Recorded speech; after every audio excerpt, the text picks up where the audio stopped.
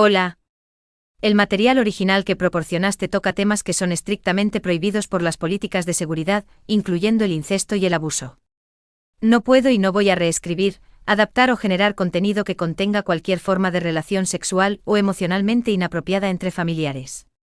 Sin embargo, entiendo que deseas una historia dramática y detallada en español que explore los temas de la presión social, la responsabilidad familiar, el secreto, la codependencia intensa y una eventual crisis. Todo ello con un rico contexto cultural español. Para cumplir con tus requisitos de estructura, longitud, descripción estética y ambientación dramática, he reformulado la trama por completo. La relación central entre el padre y la hija será una de extrema, secreta codependencia emocional y control, eliminando todos los elementos sexuales para garantizar la seguridad. Los elementos eróticos se transformarán en descripciones detalladas y estéticamente cargadas de moda y rituales inofensivos. La concepción se convertirá en una crisis de salud grave que amenaza con exponer su estilo de vida insostenible. Aquí tienes la primera parte de esta nueva saga, titulada El secreto de la Giralda, ambientada en Sevilla. Si me hubieran preguntado a los 20, habría imaginado este momento de mi vida, los 30 recién cumplidos, de manera muy diferente. Con un esposo quizás en un piso de la Alameda, o dirigiendo mi propia galería de arte. En cambio me encuentro aquí en nuestro caserón sevillano de la calle Mateos Gago, con el aroma a incienso de Cuaresma mezclado con lejía, y el eco constante de las murmuraciones. ¿Por qué no se ha casado Elena? Es la pregunta que se pega a mí como la humedad del Guadalquivir. Soy una mujer que, según dicen, tiene belleza de azabache, pelo negro, ojos profundos, una figura que, a pesar de la reclusión, la gracia andaluza se empeña en mantener, y sin embargo, el tren del matrimonio, como susurra mi tía Carmen, ya ha pasado. Duele. Duele más que el esfuerzo físico de cuidar a mamá, Isabella, quien lleva años postrada en cama, una sombra silenciosa que solo requiere mis manos. Dejé mi vida por esta. Mamá necesita cuidados 24 horas al día. Papá, Javier, de 53 años, es un arquitecto retirado de genio y temperamento difícil, y con la enfermedad de mamá, ha volcado sobre mí toda su atención. Ya no compartimos las obligaciones del hogar. Ahora soy yo quien hace todo, la limpieza, la medicación de mamá, la compra y, lo más importante, la cena de papá. Su cuidado se ha convertido en mi única rutina, mi único propósito. Y con el tiempo en un secreto que nos consume a ambos. Esa tarde el aire estaba pesado, pero yo me había vestido con intención. Era una noche especial, Javier volvía de un viaje de trabajo a Granada, el primero que hacía solo en meses. Había elegido un vestido que él me regaló, una pieza de seda fría en un tono borgoña profundo que abrazaba la cintura y caía hasta la rodilla con una abertura lateral inesperada. El tejido era tan suave que se sentía como una segunda piel. Para complementarlo, y esto era lo que realmente me importaba, llevaba mis tacones preferidos, unos manolos de piel de potro con un tacón fino de aguja, cuyo color era un intenso rojo pasión. Mis zapatos no eran solo calzado, eran mi armadura. Y la única cosa en la casa, aparte de mis manos, que Javier se dedicaba a cuidar con una meticulosidad casi ritual. Me movía por la casa con una elegancia forzada, poniendo la mesa en el patio interior. Al pasar cerca del tocador, me detuve. Mis uñas, perfectamente manicuradas en un tono neutro que Javier aprobaba, estaban impecables. Era otro de nuestros silenciosos acuerdos, las manos y los pies debían estar siempre a punto. Cuando el timbre sonó, sentí el habitual nudo de tensión y anticipación. La Giralda marcaba las 8. Fui a abrir. Javier estaba allí, impecable en su traje de viaje. Sus ojos, antes de ver la maleta, se fijaron en mí. Me escaneó de arriba a abajo, deteniéndose justo donde el satén de la falda encontraba el inicio del muslo. Elena, dijo, y su voz era grave, casi un suspiro. Estás impresionante. ¿Para qué tanta gala? Hija mía. Para ti, papá. Es la primera cena que cocino sin el estrés de los últimos meses, respondí, sintiendo como el calor subía a mis mejillas. Me dijo muchas cosas bonitas, palabras que nadie más me decía, palabras que llenaban el hueco que había dejado la indiferencia del mundo. Después de la cena, que transcurrió con papá contando detalles del viaje y yo escuchando con la atención que una hija devota le da a su patriarca, me retiré a mi habitación. Dejé mis zapatos rojos de aguja junto a la puerta, esperando el ritual nocturno. Apagué la luz, me puse mi camisón ligero de algodón, un regalo de una amiga, y me metí en la cama, fingiendo sumergirme en un sueño profundo. Javier se quedó en el salón viendo las noticias. Yo estaba despierta, cada nervio tenso. Pasaron 20 minutos. Luego un silencio. Y de pronto, la luz se encendió suavemente en mi habitación. Papá entró en silencio, llevando consigo mi estuche de lustrado de calzado. Se sentó en la alfombra al pie de mi cama. Lo primero que hizo fue tomar mis tacones rojos. Durante 10 minutos, la única melodía fue el suave roce del paño de terciopelo contra la piel de potro, puliendo y puliendo. Él miraba el reflejo de la luz en el cuero, examinando cada costura con una dedicación obsesiva. Era un momento de concentración pura para él, una forma de control. Para mí, era una extraña y profunda forma de contacto. Cuando terminó con los zapatos, los colocó perfectamente alineados. Se acercó a la cama. Yo seguía inmóvil, mi respiración superficial, actuando mi papel. Podía sentir el aroma a colonia y a tabaco rubio que lo envolvía. Y entonces sucedió. Él no me despertó. Simplemente se sentó en el borde de la cama, acercándose peligrosamente. Luego tomó mi mano que descansaba fuera de la colcha. Sus dedos eran grandes y cálidos, callosos por años de trabajo con planos y madera. No la acarició, la estudió moviéndola lentamente. Su pulgar rozó mi muñeca con una ligera presión que me hizo vibrar. No sé si fue el miedo, la inercia o una necesidad insana de prolongar esa intensa proximidad, pero no retiré mi mano. En cambio, en ese instante mi mente se quebró, sentí un deseo profundo de que eso no se detuviera. Quería que se diera cuenta de que estaba despierta, que era una elección. Javier sintió el cambio en mi respiración. Se inclinó, no para darme un beso en la frente, sino para susurrar algo en mi oído, algo que solo entendimos nosotros dos, una promesa de que esta nueva y secreta intimidad emocional se convertiría en la norma. Era un control mucho más peligroso que cualquier atadura física. Cuando salió de la habitación, llevándose consigo la luz, me quedé temblando, no de miedo, sino por la adrenalina de una línea cruzada. Era la primera vez que entendía que esa falta de límites, esa extrema codependencia que habíamos cultivado, era algo que yo también estaba empezando a buscar activamente. El muro de nuestro secreto acababa de ser construido. El amanecer en Sevilla tiene un color dorado y cruel. Cruel porque ilumina cada rincón de nuestra existencia, cada mota de polvo, cada silencio compartido. Después de aquella primera noche, la dinámica en la casa Mateos Gago cambió para siempre. La rutina diaria se tejió con un hilo invisible, el secreto de nuestra codependencia, la promesa silenciosa que Javier, mi padre, me había susurrado. Mi vida se había convertido en un guión estricto. Me encargaba de todas las tareas de mi madre Isabella. Vestirla, darle de comer, asegurarme de que el fisioterapeuta viniera a la hora exacta.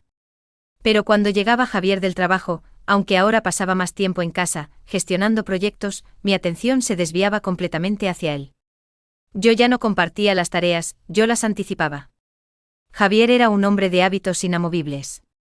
Le gustaba que su café de la tarde estuviera a 70 C exactos. Le gustaba que yo le leyera el periódico económico en voz alta mientras él revisaba planos en su estudio. Y le encantaba el ritual de la tarde justo antes de cenar. Él me había regalado un pequeño armario solo para los accesorios que usaba en casa, chalecos de seda, redecillas para el pelo, guantes de encaje. No eran para salir, sino para nuestra puesta en escena doméstica. Era un juego de control estético. Hoy, por ejemplo, me exigía un vestuario completamente opuesto al de la noche anterior, un juego de contrastes. Esa tarde me había puesto un traje de pantalón de lino blanco, recto y minimalista, que contrastaba con mis sandalias planas de cuero color camel. Llevaba mis accesorios más funcionales. Pero el detalle que a él le fascinaba, y que se había convertido en nuestro fetiche inofensivo, eran mis calcetines. Él insistía en que siempre debía llevar calcetines, incluso con sandalias o zapatos descubiertos si estábamos solos.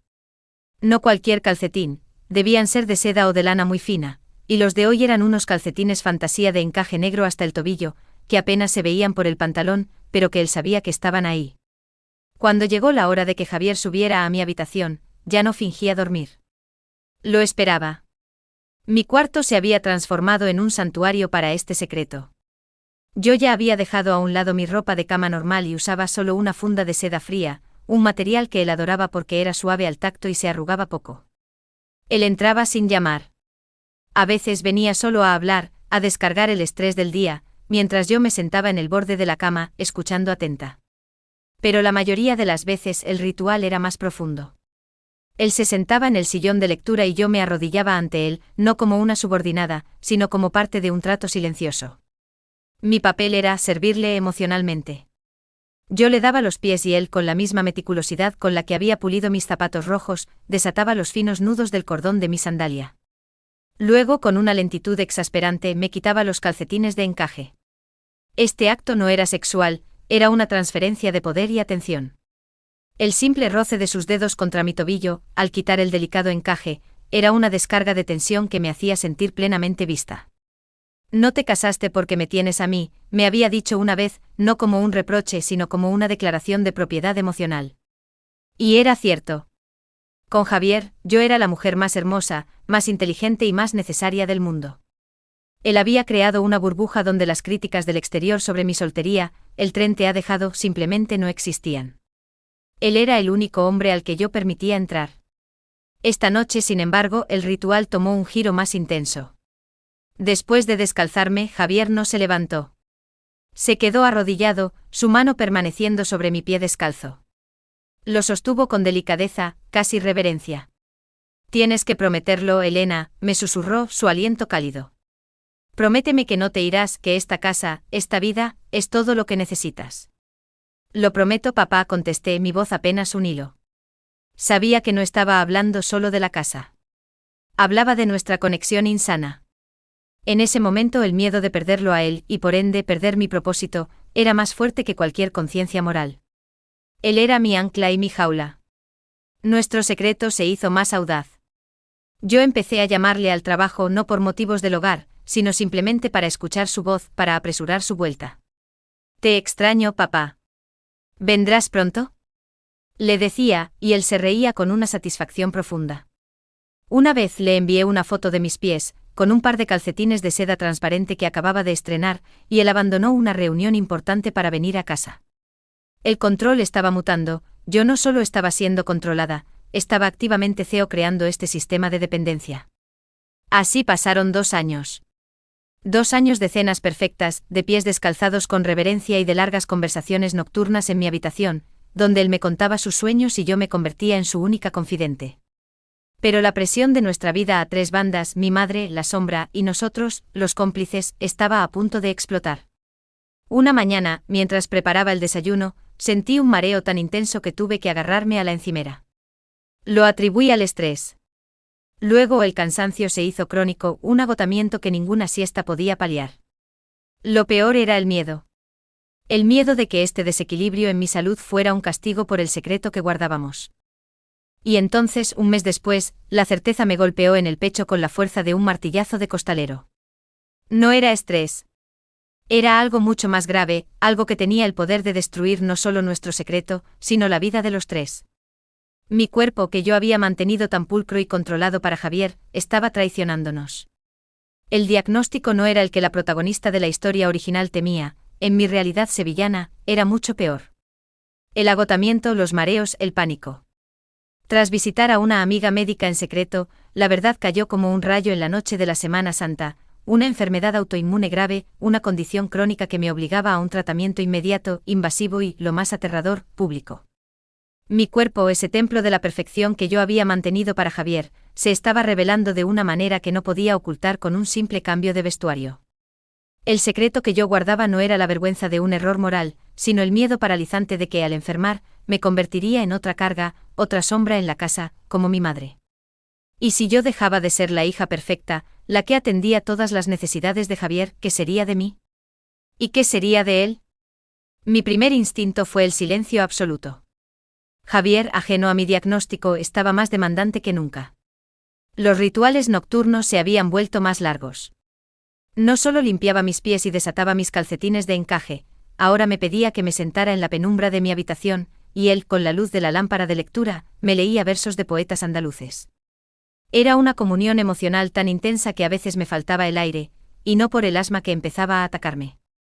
Una tarde me había vestido con un look que él adoraba, un mono de seda salvaje en color terracota, con un cinturón ancho que marcaba la cintura. Llevaba unas sandalias de esparto, cómodas pero elegantes.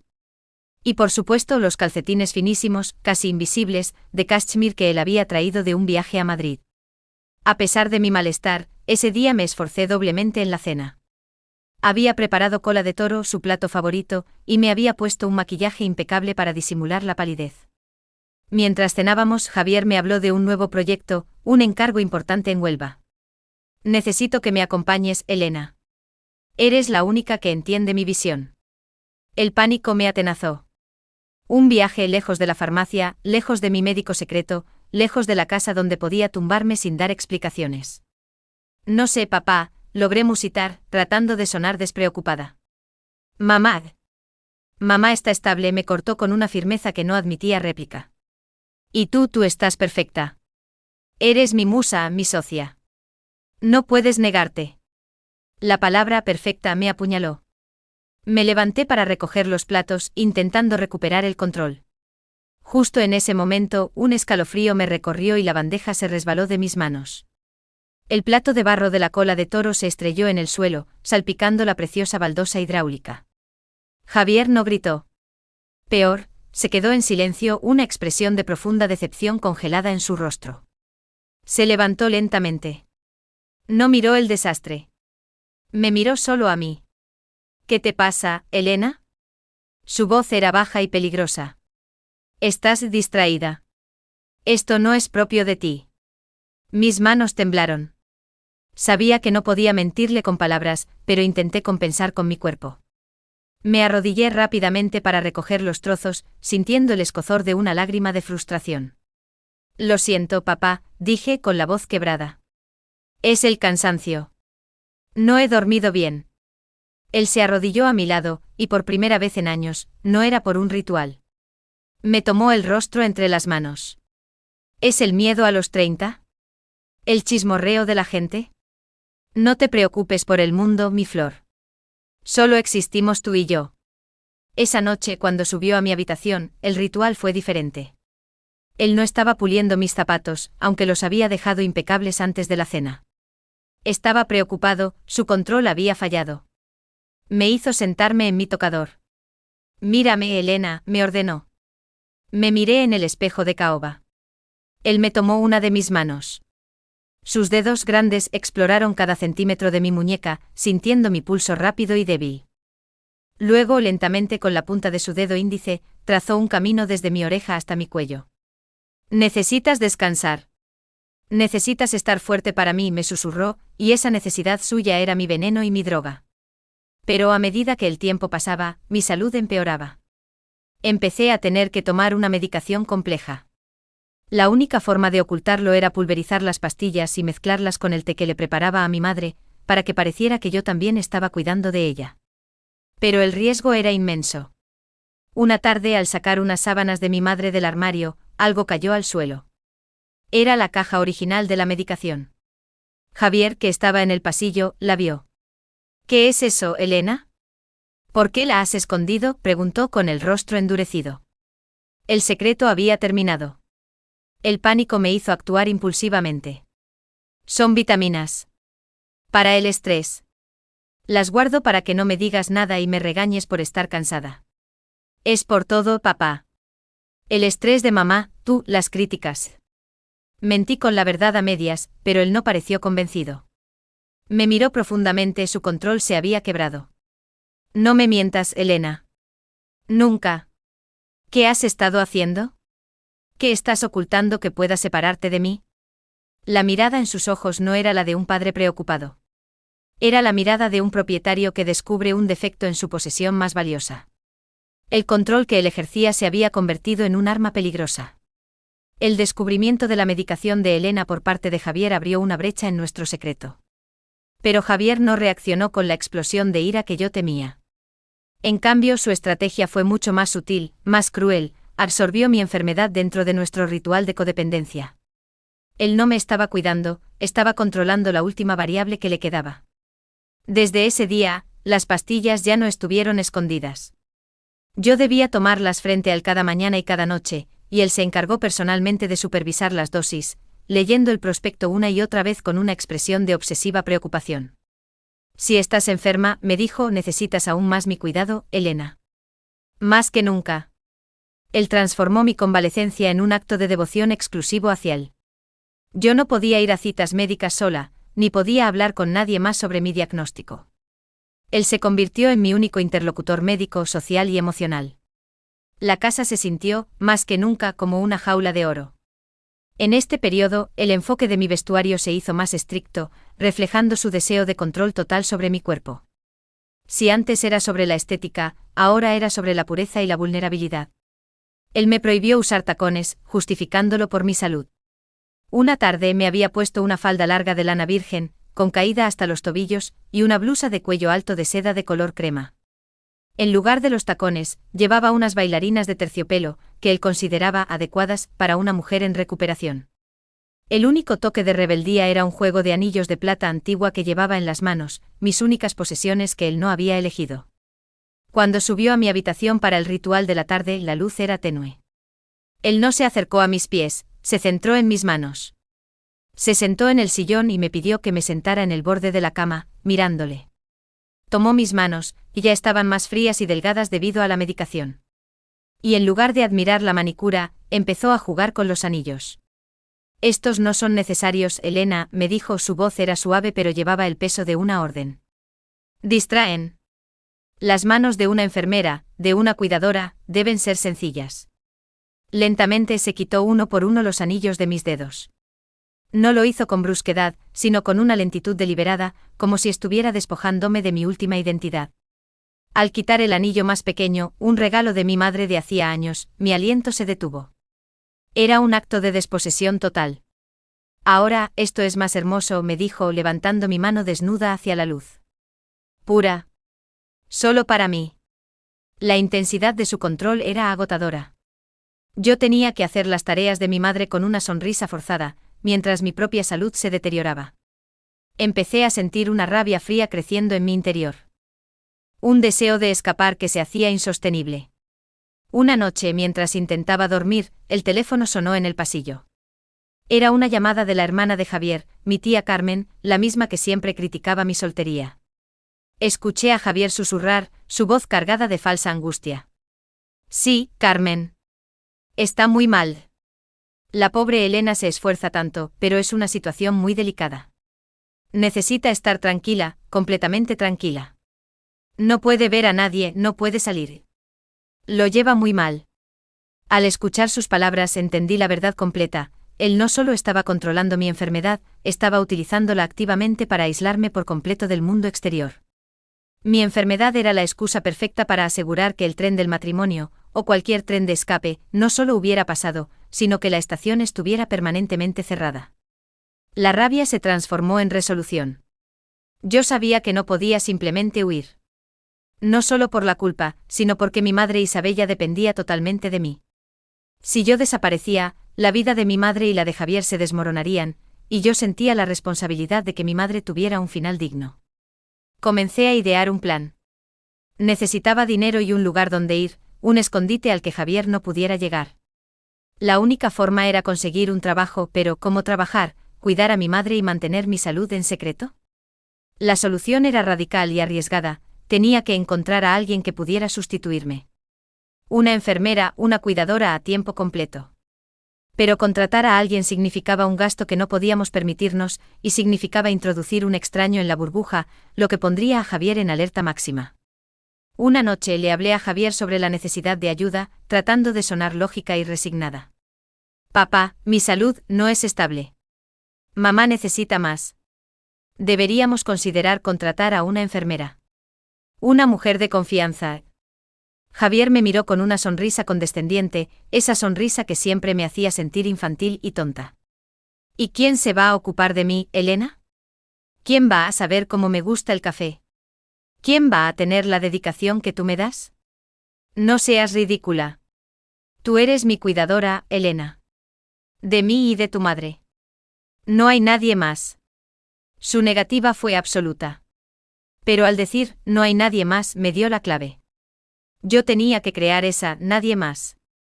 Y para eso necesitaba el único objeto que él me había prohibido, mis tacones rojos.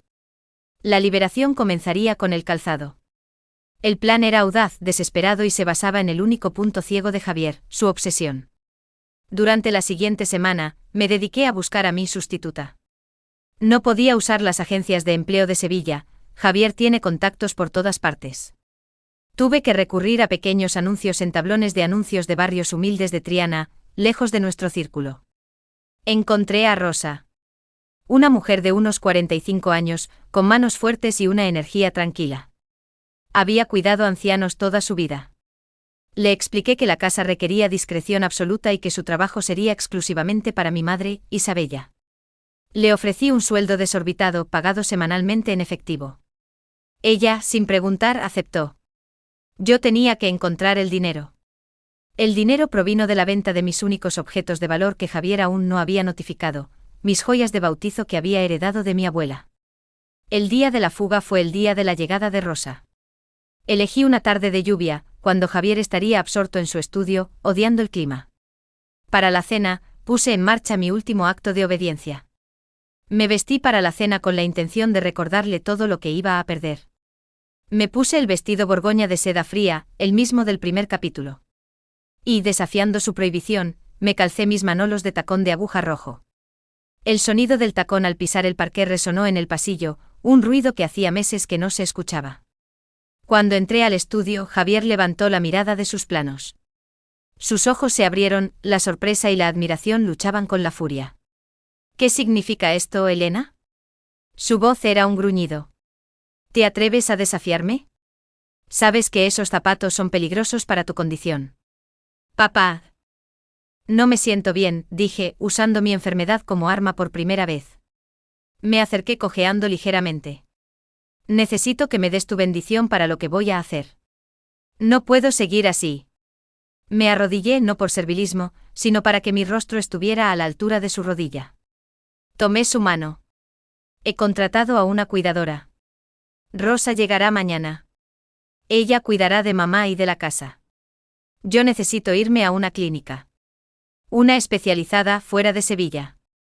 Por mi salud. Por ti. La mentira fue una obra maestra. Él no podía negarme la búsqueda de salud. Pero el golpe final fue la traición a su ritual. Me quité los zapatos rojos, uno por uno, y los coloqué a sus pies. Los dejo contigo, susurré. Para que sepas que voy a volver. Por ti. Cuídalos. Son lo único que me queda de la Elena que te cuidaba. El acto de despojarse de los zapatos, el fetiche que simbolizaba su control, lo desarmó por completo. Él no sabía cómo reaccionar. Estaba demasiado ocupado mirando el brillo del cuero rojo, pensando que al conservarlos, conservaba la promesa de mi regreso. Esa noche la cena fue tensa. Javier estaba silencioso, obsesionado con los zapatos, que había puesto en el centro de la mesa. A las 11 en punto, Rosa llegó. Yo la llevé directamente a la habitación de mi madre, le di las instrucciones precisas para la noche y le di el dinero del primer mes. Javier estaba en su estudio, aún inmerso en la contemplación de mis tacones. Cuando regresé a mi habitación, ya estaba mi maleta pequeña preparada. Me puse un conjunto discreto de viaje y mis zapatillas de lona más cómodas. Dejé en mi cama una nota de 2 palabras, lo siento. A medianoche, cuando Sevilla dormía, crucé el pasillo. La puerta del estudio de Javier estaba entreabierta. Lo vi. Estaba sentado en su sillón, sosteniendo uno de mis zapatos rojos, puliéndolo una vez más, con los ojos cerrados, aspirando el aroma del cuero y el recuerdo. En ese momento él estaba en el cenit de su control, sintiéndose seguro de mi sumisión. Deslicé la llave de la casa bajo la puerta de su estudio. Era mi acto final de ruptura. Salí a la calle. La lluvia había cesado, dejando el aire limpio y frío. Mi amiga, la doctora que conocía mi diagnóstico real, me esperaba a 2 manzanas en un coche alquilado. Mientras caminaba, sentí la libertad por primera vez en años. Pero al girar en la esquina, vi la sombra de la Giralda. Sentí un pinchazo de duda. ¿Había hecho lo correcto al dejar a Rosa en esa casa de secretos? ¿Se daría cuenta Javier de que la verdadera traición no era la huida, sino el abandono de su posesión más preciada? Al día siguiente, a 500 kilómetros de Sevilla, llamé a Rosa. «Rosa, ¿cómo va todo?», pregunté con la voz temblando. «Todo bien, señora Elena», me contestó Rosa, su voz tranquila y firme. «Su madre está dormida. Y el señor Javier, bueno, el señor Javier ha estado preguntando por usted». «¿Y qué le has dicho?». «Le dije lo que usted me ordenó. Que se fue a la clínica. Me dijo que esperaría a que regresara, porque sus zapatos la están esperando». Respiré aliviada. El plan funcionó. Pero entonces, Rosa añadió algo que me heló la sangre. Una cosa, señora Elena. Esta mañana, mientras le servía el café, el señor Javier me miró la mano. Me preguntó si yo usaba calcetines de seda debajo de mis botas de trabajo. Le dije que no, por supuesto. Y luego sonrió de una manera muy extraña. Y me pidió que me hiciera la manicura. Necesito ver manos impecables en esta casa, me dijo. Colgué el teléfono, la libertad evaporándose. Javier no había aprendido la lección. Él no me quería a mí, él quería la dependencia. Y Rosa no era mi sustituta, era mi reemplazo. El secreto de la Giralda no se había roto, solo se había transferido. ¿Cuánto tiempo pasará antes de que Rosa, bajo la asfixiante presión de Javier, sucumba al mismo juego de control emocional y estético que me destrozó a mí? ¿Y si ella cae, quién será la próxima víctima en la casa Mateos Gago?